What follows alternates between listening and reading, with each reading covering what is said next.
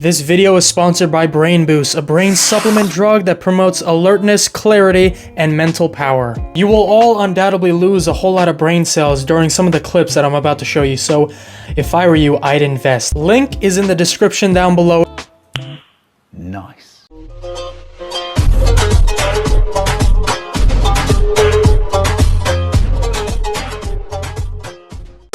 The Haaland wouldn't start for Liverpool thing, some people just don't get it. We're talking tactics. Utterly ridiculous. It is quite evident that he has never kicked the ball in his life. It is quite evident that he doesn't know as much about the game as he thinks he does. You're telling me these professionals can't adapt? You're telling me with a straight face that if Haaland went to his agent and spoke with Arne Slot on the phone, you're telling me that he's not going to be wanted? You're telling me that Arne Slot is going to say no? You're telling me that if I go to Anfield and I speak to every single Liverpool fan in Liverpool, you're telling me that all of them or a majority of them would say no to Erling Haaland? The reason you're saying this is because of a hatred of Manchester City and Erling Haaland. You don't think he's a good football player, so you don't think he can adapt to the system of Liverpool. The last time I checked, for the last several years, Liverpool, their playing style, fast-paced attack, it involves high-paced attacking football, counter-attacking style. And you're telling me that Erling Haaland, the fastest and strongest striker in the world, in the Premier League most definitely, can't play for that system? You're telling me he tactically doesn't fit?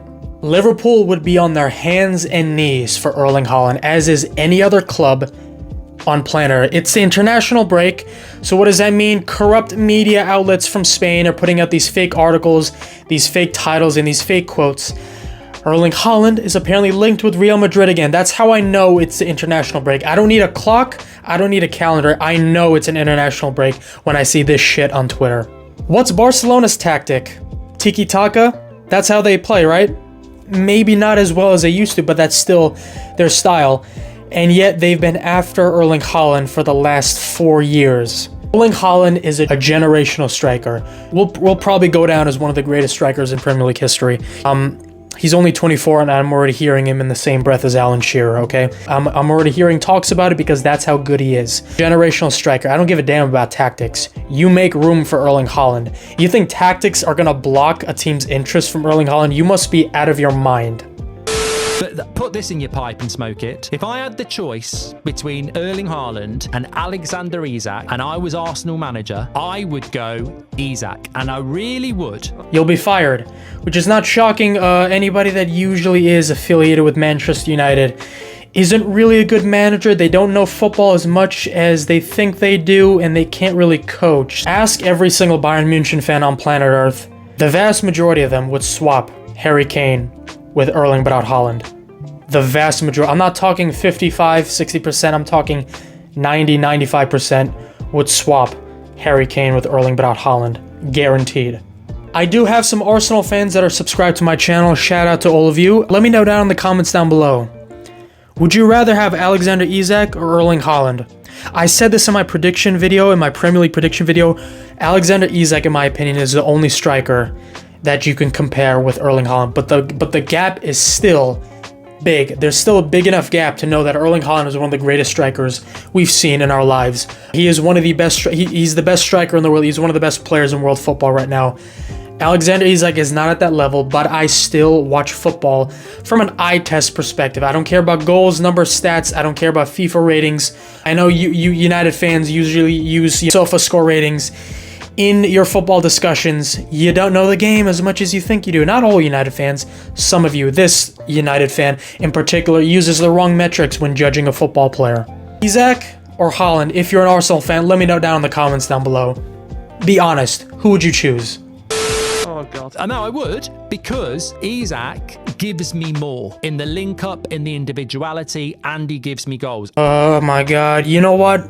God bless people like this, because it makes making videos a whole lot easier, because I don't have a script for this video, ladies and gentlemen. I've had these discussions so many times. I don't need to write a script for this video because I know what's coming. It's the same dumbass arguments year in, year out. First of all, before I dwell into this stupid, whatever, Goldbridge crap, if Haaland isn't the best striker in the Premier League, if De Bruyne is overrated, if our defense sucks, if Ederson is crap, if Bernardo overrated, if, you know, we have like 7 or 8 cis players, and Guardiola's a cheer, how exactly did we win all these Premier League titles? How do we win a treble? How do we do a three-peat? How do we do a four-peat? How do we win a quintuple? How do we win all these things? Actually having this discussion a couple of days ago with one of my coworkers who is a Premier League fan.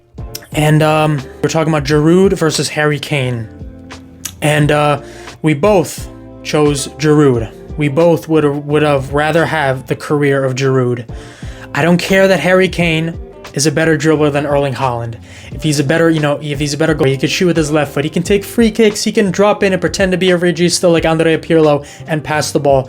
That's great. Olivier Giroud won the World Cup. As a hold-up play striker, his role was pivotal. Only real football fans who actually understand the game know Olivier Giroud's performance and his and how vital he was in that World Cup. Okay, can't really pass the ball. Okay, he's not really good. He can't dribble the ball. Okay, but what does Giroud do? He has a role and he does his job well, and his team wins. Haaland's job is to score goals. I don't know why people think that we bought Erling Haaland to dribble past 6 or 7 players.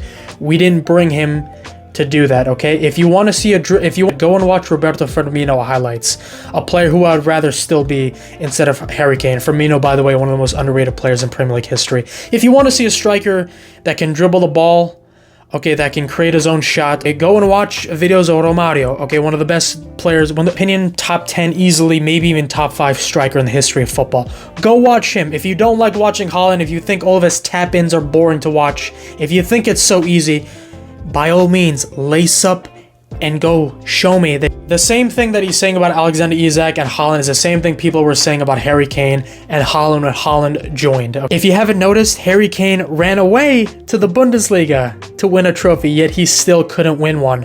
Haaland in his first season broke every record known to man, won a treble, was top goal scorer in the 3 biggest competitions that he played in, UEFA Men's Player of the Year, in my opinion, the worthy Ballon d'Or winner, okay? He even had more assists than Harry Kane. Harry Kane is a regista, he's Andrea Pirlo, oh my god. Haaland had more assists. Got a lot of Newcastle fans who are subscribed to my channel. Shout out to all of you. Hope all of you are having a great time. If you ask the vast majority of Newcastle fans right now, I'm sure a majority of them would still stick with Isak than Haaland, okay?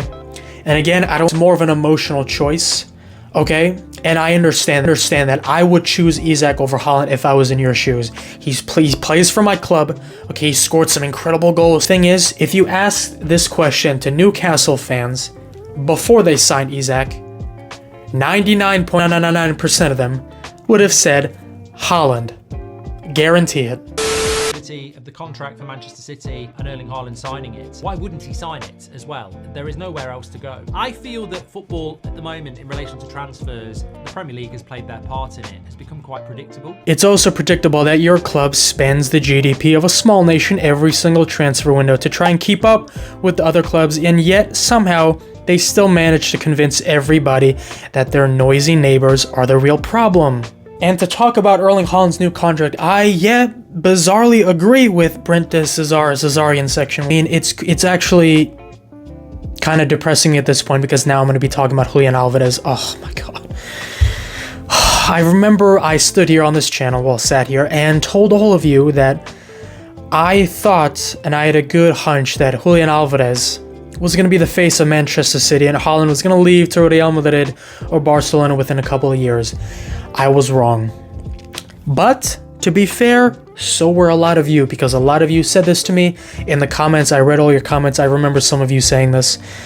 We were all wrong. Haaland is that guy. Julian Alvarez unfortunately had to leave. Let's move on.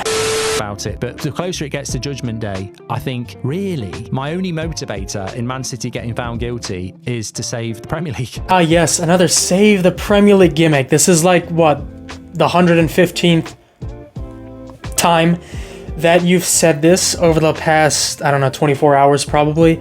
Before I go deeper, ladies and gentlemen, that's what she said. I want to show you a video that I saw on Twitter. This is apparently Manchester United players' reactions after a penalty was given at Old Trafford against Middlesbrough, I believe, for the first time in 6 years. As you know, Brent talks about City more than he loves Manchester United, and he always talks about how City players always run and crowd the referee after bad decisions. His club has been doing that for decades. Referees were always giving Sir Alex Ferguson everything. That's why you won all those titles. That's why Arsenal were getting robbed every time they played, you cheating lot. I remember some of the games that I watched as a kid, reruns of quote-unquote historic games or quote-unquote historically corrupt games in which Arsenal always played against Manchester United. There was always a problem. Whether it was Van Nistelrooy kicking another player deliberately in the knee or Gary Neville deliberately tripping a player, no penalty being awarded, no foul even being awarded. If you want to speak about saving the Premier League, you can't save the Premier League. This club has broken the record transfer fee 7 times. Referees were bending over backwards to give Sir Alex Ferguson all the calls till kingdom come every single game. They were scared to deal with him after the games because they knew they were going to get fired anyway. Don't even get me started with money. I already brought it up, but I can go into that with even great detail. If we take inflation into account, I think Manchester United has the vast majority of the top 25 most expensive transfers in the history of the league. And don't even get me started on that £40 million COVID allowance that they received, while no other team received more than £1 million. I think there was one team that received like 6 or 7. It definitely wasn't City though. But $40 million to balance the books, yeah, of course, the league loves you. They want you to win everything. When another team wins, United fans think the world isn't right. They think everything is against them. You're pathetic. Brent, you are pathetic. Thank you all for watching, ladies and gentlemen. And of course, if you did like the video, please please subscribe if you are new. Would love to have you. I am on the road to 8,000 subscribers. I would love to have you on board with me to reach that goal. Again, thank you all so much for watching. I will see you all next time.